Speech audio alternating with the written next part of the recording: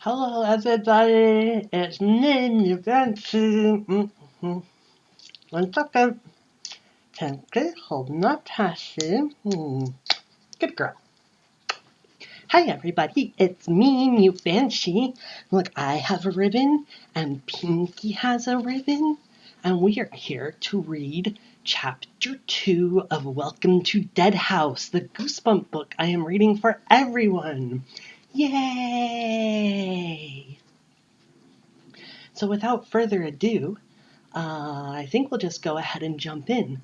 When we last left off, Amanda, the main character, left the scary old house and found that her brother and her dog were no longer in the yard.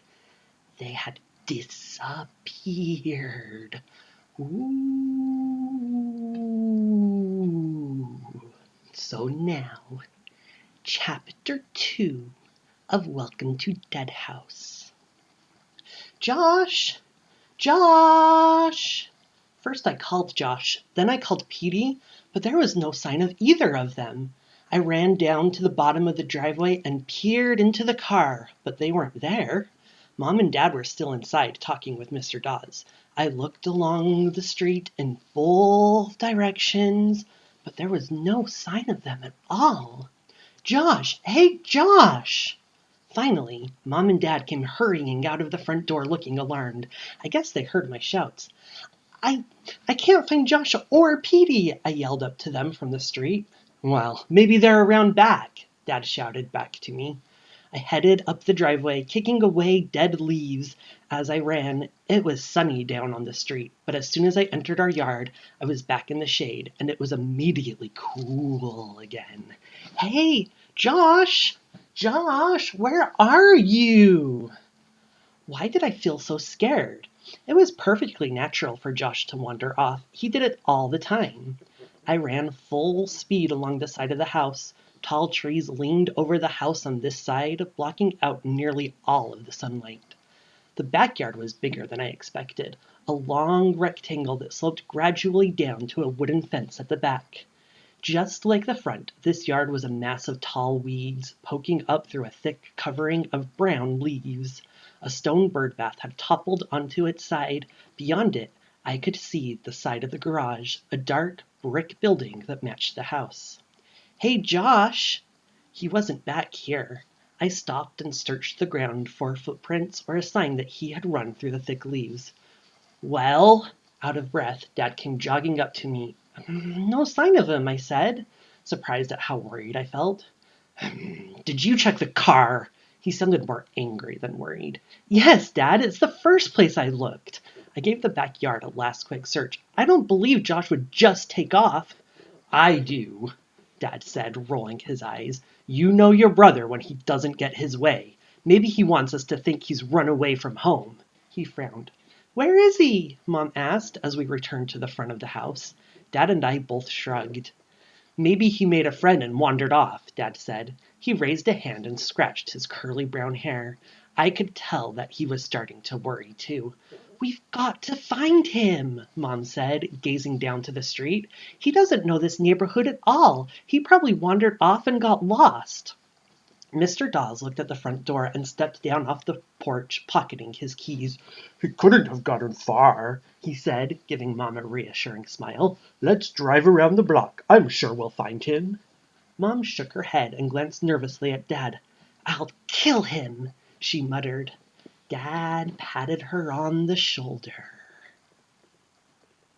Kill him, kill him, kill him. Sorry, I got distracted a little bit. Mr. Dawes opened the trunk of the small Honda, pulled off his dark blazer and tossed it inside.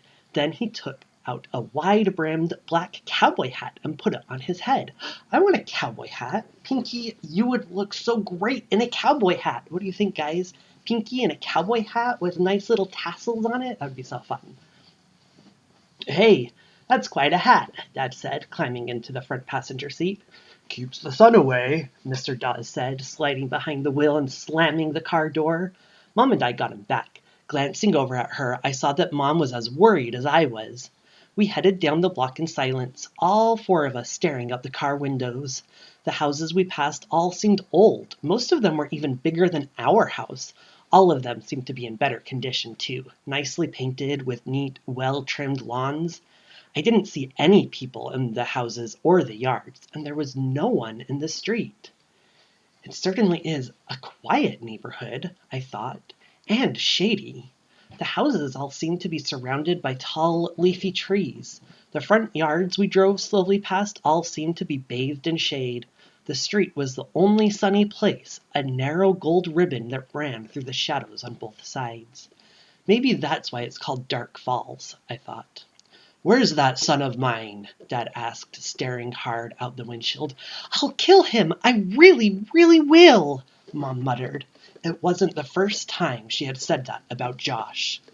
We had gone around the block twice, no sign of him. Mr. Dawes suggested we drive around for the next few blocks, and Dad quickly agreed. "Hope I don't get lost. I'm here too," Mr. Dawes said, turning a corner. "Hey, there's the school," he announced, pointing out of the window at a tall red brick building. It looked very old-fashioned, with white columns on both sides of the double front doors. "Of course, it's closed now," Mr. Dawes added. My eyes searched the fence in the playground behind the school. It was empty. No one was there. "Could Josh have walked this far?" Mom asked, her voice tight and higher than usual. "Josh doesn't walk," Dad said, rolling his eyes. "He runs." "We'll find him," Mr. Dawes said confidently, tapping his fingers on the wheel as he steered. We turned a corner onto another shady block. A street sign read Cemetery Drive, and sure enough, a large cemetery rose up in front of us. Granite gravestones rolled along a low hill, which sloped down and then up again onto a large flat stretch, also marked with rows of low grave markers and monuments. A few shrubs dotted the cemetery, but there weren't many trees. As we drove slowly past the gravestones, passed by in a blur on the left, and I realized that this was the sunniest spot I had seen in the whole town. "There's your son," Mr. Dawes said, pointing out of the window, stopping the car. "Oh, thank goodness!" Mom exclaimed, leaning down to see out the window on my side of the car. Sure enough, there was Josh, running wildly along a crooked row of low white gravestones. "What's he doing here?" I asked, pushing open my car door. I stepped down from the car, took a few steps onto the grass, and called to him. At first, he didn't react to my shouts. He seemed to be ducking and dodging through the tombstones. He would run in one direction and then cut to the side and then head in another direction. What was he doing? I took another few steps and then stopped, gripped with sudden fear. I suddenly realized why Josh was darting and ducking like that, running so wildly through the tombstones. He was being chased. Someone or something was after him. Da, da, da! Oh no, I think this book's getting a little bit scary. It's the end of the chapter, so we should probably take a deep breath and get our fear under control and come back in a couple of days, don't you think? Yeah, that's what I think. Thank you for protecting all of us from the scaries, Pinky. This has been little Demigirl reading Goosebumps. I hope you enjoyed Chapter 2. If you did, feel free to leave a like and a comment. If you didn't, you can hit the downvote button or the dislike button. I might be in Reddit. Anyways, you can hit that button. And yeah, cool. This has been little girl Demigirl, and Pinky and I say bye.